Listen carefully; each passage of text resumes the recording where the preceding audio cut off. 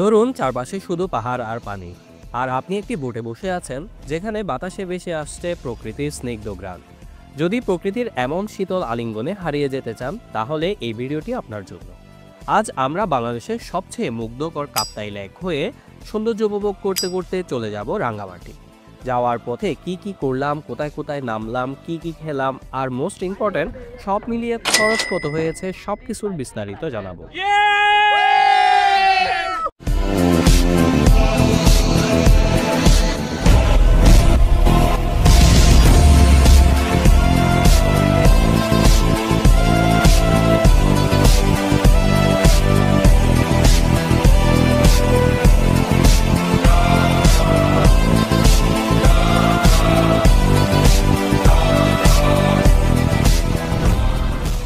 আশা করছি আজকের এই ভিডিও দেখার পর কাপ্তাই টু রাঙ্গামাটি নিয়ে আপনার সম্পূর্ণ ধারণা হয়ে যাবে।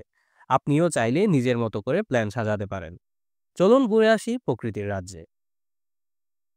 ঘড়িতে সকাল 7টা। আমরা চট্টগ্রামের কাপ্তাই রাস্তার মাথা নামক জায়গায় মিলিত হলাম। ক্যাফে আল মক্কাতে ডাল ভাজি, নান রুটি ও চা খেলাম। 8 জনের জন্য নাস্তা বিল এসেছে 380 টাকা। জনপ্রতি খরচ 48 টাকা।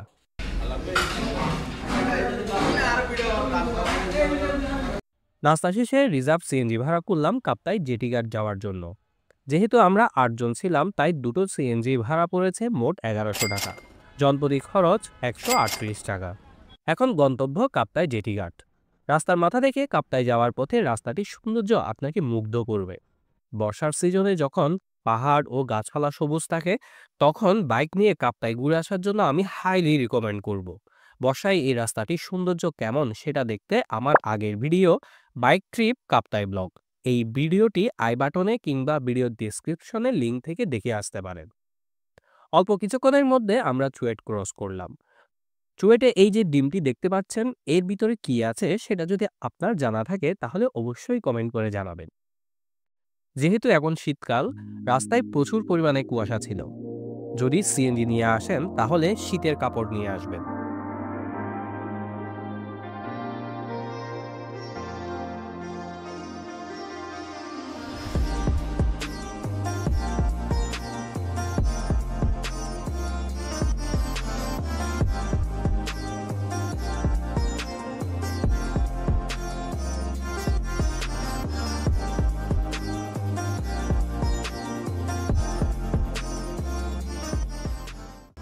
প্রায় 2 ঘন্টা পর আমরা জেটিঘাট বাজারে পৌঁছালাম।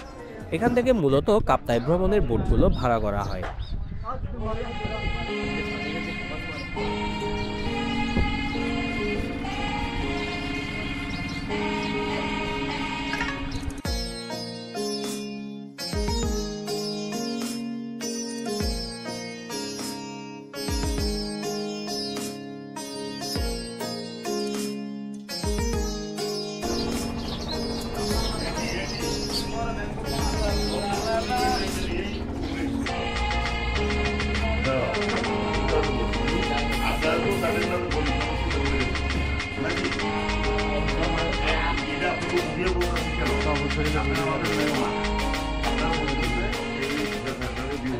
আট জনের জন্য মিডিয়াম সাইজের একটি বোট সারাদিনের জন্য 4000 টাকায় ভাড়া করে নিলাম। খরচ পড়েছে জনপ্রতি 500 টাকা। আপনারা 18 থেকে 20 জন হলেও এই সাইজের বোট নিতে পারেন, তখন জনপ্রতি ভাড়া আরও কমে আসবে। সবাই নিজ নিজ জরুরি প্রয়োজন সেরে বোটে উঠে গেলাম।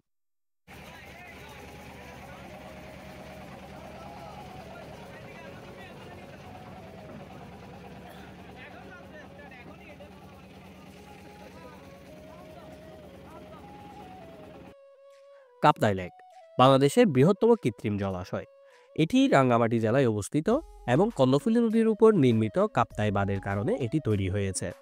কাপ্তাই বাঁধ নির্মাণ করা হয় 1960 সালে পানি ও বিদ্যুৎ উন্নয়ন বোর্ডের একটি প্রকল্পের অংশ হিসেবে। বাঁধটি মূলত জলবিদ্যুৎ উৎপাদনের জন্য তৈরি করা হয়। বাঁধ নির্মাণের ফলে কর্ণফুলী নদীর পানি জমে এক বিশাল লেক তৈরি হয়, যার আয়তন প্রায় 68,800 হেক্টর। লেকের গভীরতা 100 ফুট থেকে 160 ফুট পর্যন্ত। কিছু কিছু জায়গায় এর গভীরতা আরও বেশি। এখানে জমিগুলোতে একসময় কৃষি চাষ হতো। লেক তৈরির কারণে প্রায় 54,000 একর কৃষি জমি প্লাবিত হয়।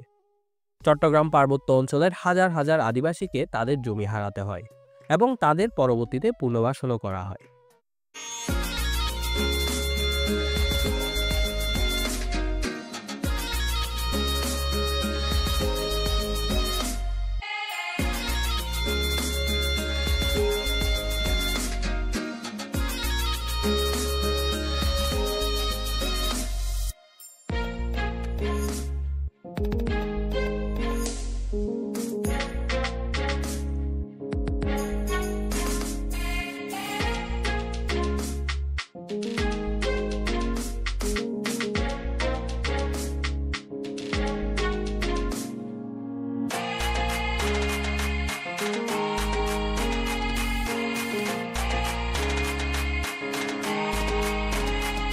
বোটে সবাই মিলে গান করছিলাম, কেউ কেউ নাচানাচি করছিল, কেউ জোক শুনে হাসাহাসি করছিল।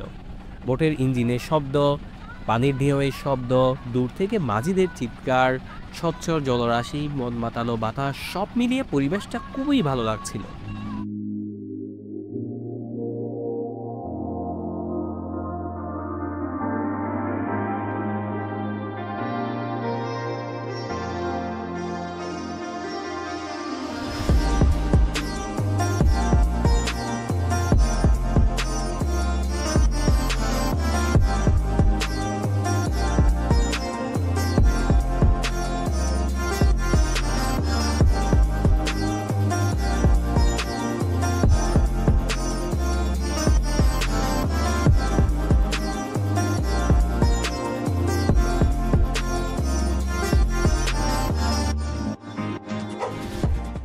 পুষ্পা আমাদের বোট ঘন্টাখানেক পর পৌঁছে গেল লেকশোর রিসোর্টে। জনপ্রতি মাত্র 20 টাকা মূল্যের টিকিট নিলেই পাবেন ঘুরে দেখার প্রবেশাধিকার। এটা মূলত একটি পিকনিক স্পট। অনুমতি সাপেক্ষে এখানে নিজেরা রান্না করে খেতে পারেন।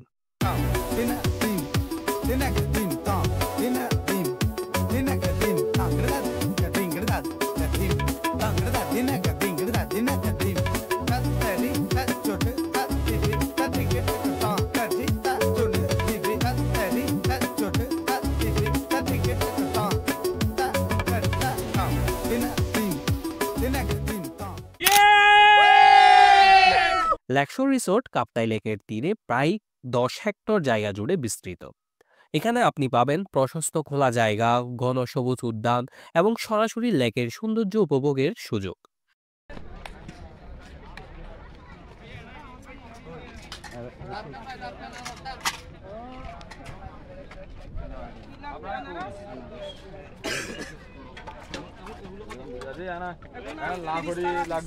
আপনারা তো বলতে পারে লাখের কথা,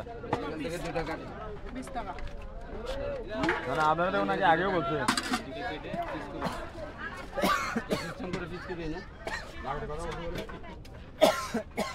তারপরে এটা নিয়ে বুঝছেন করে সবাইকে দেওয়া হবে।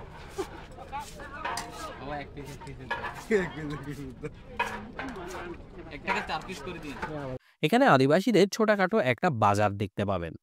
তাদের কাছে হরেক রকমের পাহাড়ি ফলমূল পাবেন। আমরা আনারস আর বড়ই ট্রাই করেছিলাম, খেতে খুবই রসালো ও মিষ্টি ছিল।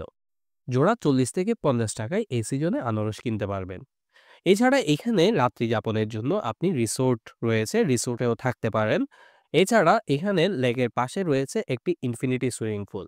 এই সুইমিং পুলেও আপনারা চাইলে সময় কাটাতে পারেন, তবে সেক্ষেত্রে সুইমিং পুলের জন্য আলাদা চার্জ বিয়ার করতে হয়।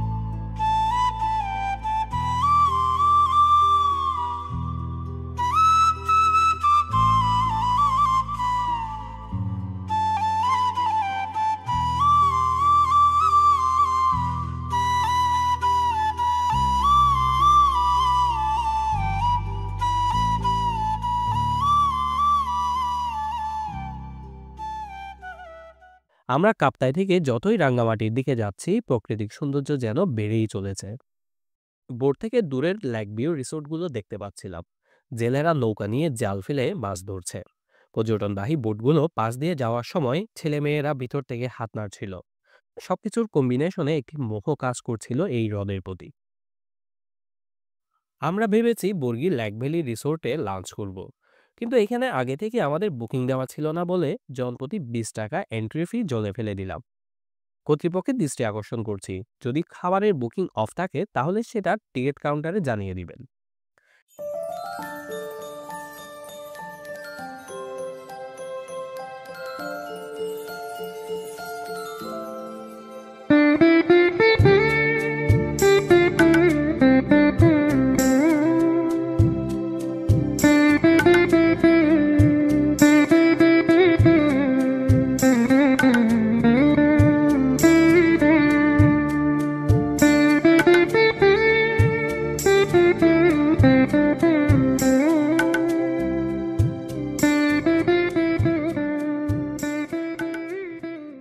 খিদায় পেট টানছে, আমরা হন্য হয়ে ঘুরছি লাঞ্চের ব্যবস্থা করার জন্য। চলে আসলাম বাটারফ্লাই পার্কে। এই পার্কটি সুন্দর, তবুও আমরা আর নামলাম না।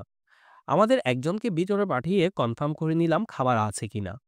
20 মিনিট পর ফিরে এসে খবর দিল খাবার আছে, বাট দাম তুলনামূলক বেশি। সর্বনিম্ন দাম বলতে প্লেন মোরগ পোলাও প্রতি প্লেট 250 টাকা করে। আমাদের প্রাইসটা তেমন রিজনেবল মনে হয়নি, তাই আমরা বোট নিয়ে চলে গেলাম রিজার্ভ বাজারে। নিউ রাঙ্গামাটি জামে মসজিদের ঠিক অপোজিটে পেয়ে যাবেন হিল আপনবাড়ি রেস্তোরাঁ। বিভিন্ন দামের বিভিন্ন আইটেম মিলিয়ে এখানে খাবারের প্যাকেজ পেয়ে যাবেন। স্ক্রিনে তাদের খাবারের মেনু চার্ট দিয়ে দিচ্ছে। আমরা নিয়েছিলাম 2 রকমের ভর্তা, ডাল, মুরগির মাংস ও মিক্স সবজির প্যাকেজ, জনপ্রতি মাত্র 200 টাকায়। যদিও এই প্যাকেজের দাম রেগুলার 250 টাকা করে।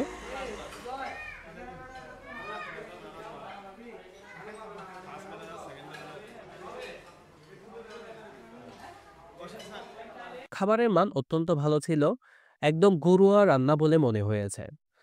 আমি 10-এ 8 রেটিং দিব। ভর্তাগুলো মাস্ট রিকমেন্ডেড।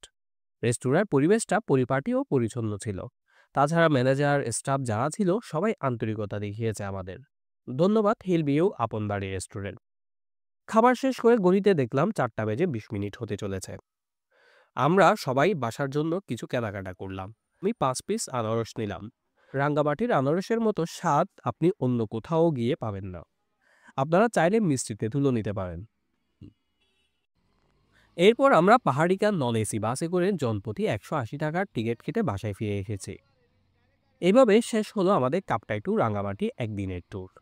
রাঙ্গামাটি ও কাপ্তাইয়ের অনেকগুলো স্পট আছে, আপনারা চাইলে নিজেদের মতো করে স্পট সাজিয়ে ট্যুরের প্ল্যান করতে পারেন। কোনো কিছু জানার থাকলে অবশ্যই কমেন্ট করে জানাবেন। বান্দা হাজির। ধন্যবাদ। ভিডিও ভালো লাগলে অবশ্যই কমেন্ট করে জানাবেন। দেখা হচ্ছে পরবর্তী ভিডিওতে। আসসালামু আলাইকুম।